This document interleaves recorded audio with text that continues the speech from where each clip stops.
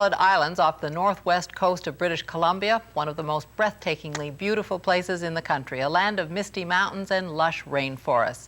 This spectacular setting has become a testing ground for conflicting cultures, values, and priorities.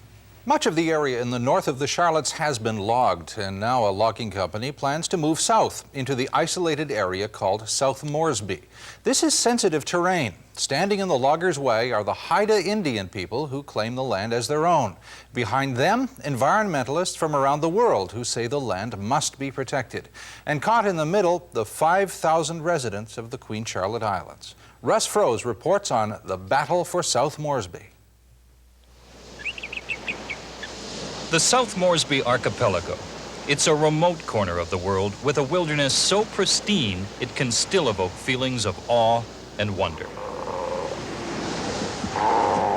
This jewel is a naturalist's dream come true. The abundance of marine life here includes half of BC's sea lion population. Here, life has evolved in isolation. South Moresby is separated from the mainland by 60 kilometers of inhospitable ocean. It is pounded by the open Pacific, deluged by rain. But the temperate climate created by the warm offshore currents has helped to create a rainforest teeming with life. There are nesting sites here for 1/4 of all the seabirds on the BC coast. There are countless rivers and streams in unspoiled watersheds that provide life support systems for diverse species of salmon. Here they are born, and after spawning, it's where they die. But when they do, they provide a feeding ground for a multitude of creatures, and their decayed carcasses even give nutrients to their young.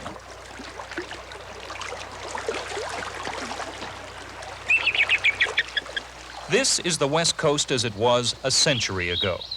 South Moresby has some of the most spectacular examples of coastal rainforest on the planet. It is serene. And on those rare occasions when the sun shines, there's a magical quality to this place. The archipelago makes up the southern 15% of the Queen Charlottes. It's almost total wilderness. It's isolated. And environmentalists want to preserve all of the islands from this line south. 12 years ago, Western Forest Products, the company with the legal right to log 40% of the area, began cutting down trees on Lyle Island, on the northeast corner of the hoped-for preserve. Today, this is where the battle over the future of South Moresby is being waged. Lyle Island, the only island in the archipelago being clear-cut logged. Western Forest Products has a license to fell 20% of the trees on South Moresby. But for the moment, the preservationists have the company pinned down at their base camp. The contractor for Western is Frank Bevan. He is in charge of the logging. He's on the firing line. So he's being singled out by the environmentalists as the villain of South Moresby. I don't think it's unique at all. It's just an awfully nice place. But it's to preserve the whole thing, I think, is ridiculous. Many locals share this opinion, carving up these misty isles while at the same time preserving some of the wilderness. But environmentalists have been effective in pointing out the unique features, the rare plants and wildlife. They have managed to delay a final provincial government decision on South Moresby for more than 2 years now. One of the leaders of the campaign is naturalist Dr. Bristol Foster. South Moresby, in combination, has features which you can't find anywhere else in the world. Not only the species, there are ecosystems which are undescribed yet, and we need to save South Moresby because it's a chance to learn these sort of things, which if it's clear-cut logged, the option's gone forever. The campaign by environmentalists has attracted national media attention. It's called South Moresby, an archipelago of islands that form the southern 1/3 of the lovely and remote Queen Charlottes. The question is, which way will South Moresby go? It was these trees that inspired Emily Carr to paint some of her most haunting pictures. Yet having existed for thousands of years, this forest could disappear in a matter of months through logging. The media coverage has attracted some big-name politicians from Canada and the U.S. The most recent convert after a half-day helicopter tour, Federal Environment Minister Tom McMillan. I'm overwhelmed. It's just breathtakingly beautiful. I think it should be saved. And I'm eager to work with those who share my view. Earlier this month, Haida Indians became partners with the environmentalists. After blocking the loggers on Lyle Island, they were taken to court. The company's right to log was upheld, but the Haidas got the publicity they wanted. The environmental lobby has done a very effective job of getting across the message that South Moresby is a special area and should be protected. What it has not been able to do is stop the logging, but the Haida Indians have. They have decided that this is the perfect issue to make the point that their land claims have not yet been settled. The Haida claim is a powerful one, for there is evidence of Haida civilization on the Queen Charlottes that goes back 10,000 years. There are nearly 40 Haida archaeological sites on Moresby. Most are protected. The remains of the village of Ninstins are the best examples of the great culture that once thrived here. 150-year-old cedar totems are a testament to the population that was almost wiped out by smallpox after the arrival of the white man. Today, the Haidas have moved back to South Moresby, and their first permanent settlement is going up on Lyle Island. From this camp, they will go out to stop Frank Bevan and his men. They aren't against logging, but feel it should be severely limited, and they want some control. What we're talking about now is the survival of our culture, the survival of our identity as a people. As Haida Nation leader Miles Richardson says, after decades of inaction by the provincial government, they're determined to stop any further logging until their land claim has been recognized. We knew that we had to stand up for the rightful place of our people in our homelands.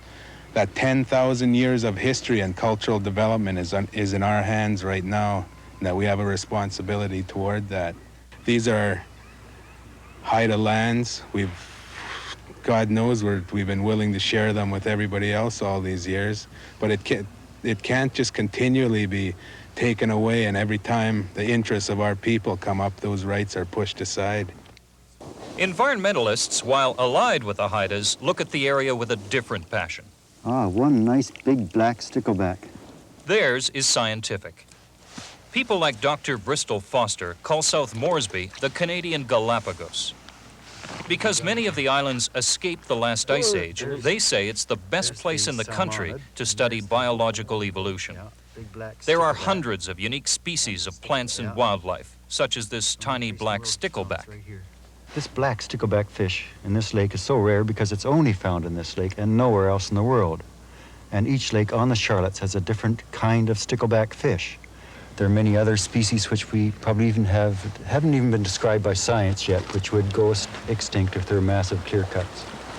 Because of the fact that this tiny corner of Canada was not completely covered with glaciers, it means that we are dealing potentially with a very old flora and fauna, not one that just came here from the United States in the last 10,000 years, but perhaps has been here for 100,000 years or more. And that makes everything very different from any other part of Canada. We're only going to log between 20 and 22% of the whole area over 45 years, which is hardly stripping the thing bare. Frank Bevan maintains most of the unique plants and wildlife will be preserved despite the logging. It's strictly not true that those values are going to be damaged, and even if they were, I hardly put that in the same, give it the same value as a man and his family and a job and an income. I think the man's livelihood, people become before sticklebacks and moss, in my opinion. People and jobs, a hard reality. In good times, this camp supported 80 people and their families. Now the holdups have forced Frank Bevan to reduce his staff to under 30. This idle equipment is costing Bevan $35,000 a day. What had been a $3 million a year payroll has been reduced to a trickle. His practical argument, preservation at what price? Well, we can't preserve everything. We have to still have a place to work. You know, there has to be something left to work in, some areas for work. And the people are going to have to realize that. The whole income of our country comes from places like this, the actual logging and mining and fishing. That's where it comes from, and it has to continue. You got to remember that the Haida people own this land, that this is our homeland. We've never, ever signed a treaty. We've never ever surrendered it to anybody, and that's very clear. That's without a doubt, and we're still here today. With the Haida people, I'm personally quite convinced it's definitely a land claim issue all the way. That's what they're interested in, and for the environmentalists to have the Haida fight a land claim issue solves their problem of us logging. Earlier this month on Lyle Island, the drama began to unfold. On one side, the Haidas standing up for their hereditary rights to the land, and in the process becoming the champions of the environmental cause. On the other side, the loggers. Backed by court orders and the RCMP, they fight to preserve their jobs and a way of life. But behind this orderly, non-violent display lies the real truth. Supreme Court orders here. These people are not enemies, at least not yet. Collinson, Gary Russ, Miles Richardson, and Gary Edenshaw, and persons unknown, defendants. A lot of the people who are in this camp have been very good friends with Frank Bevan. My own brother has worked for Frank Bevan, and our people are going to continue to be loggers in the productive forests of this island. You don't hate Frank Bevan? No, as a matter of fact, I like him. You know him? I know him. Do you think he respects the land? I don't know if Frank Bevan understands what the value of this land is to people other than himself. Unfortunately for the locals, this issue has gone far beyond Lyle Island. It's now involving everyone on the Queen Charlottes. Because logging is such an important part of the economy, people are now becoming very worried about their future here, their jobs.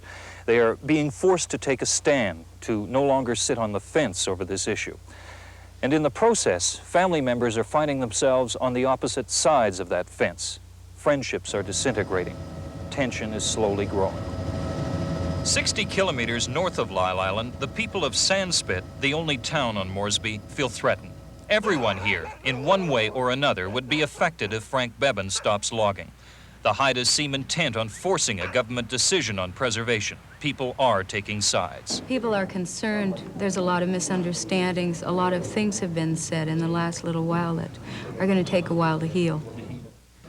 Recently, people concerned about the future of Sandspit banded together to form a citizens group to counter what they saw as a highly sophisticated misinformation campaign by environmentalists. I think everybody here is basically pro-environment, but believe that they need jobs to enjoy that environment, and believe that the jobs won't interfere with the environment.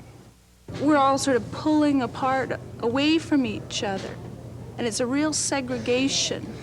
These are loggers and these aren't. And you pick your side. I see a lot more tension. I know I was on the little ferry coming from the other island, and in the 20-minute ride, it's usually an opportunity to visit with someone in another car or truck. And the last time, there really wasn't much visiting, and there wasn't very much smiling. There will be some enemies, of course. I can't avoid it, and I suppose it's worth it if we can save something for posterity, because after all, personalities and enemies, they're a lifespan, and South Moresby hopefully has a much longer life than that.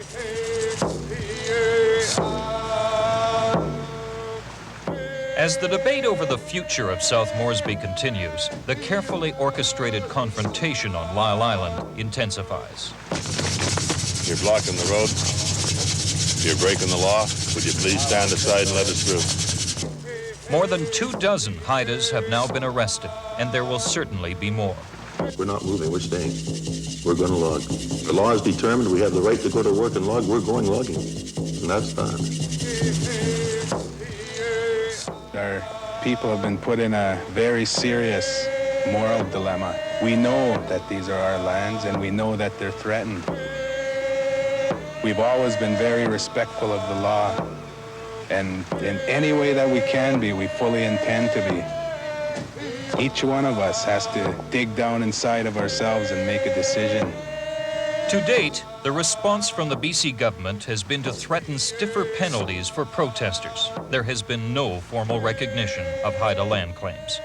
For the Journal, I'm Russ Froese on the Queen Charlotte Islands. It was announced today that the Minister of Indian Affairs, David Crombie, has invited representatives from the logging company and the Haida Indians to meet with him in Ottawa.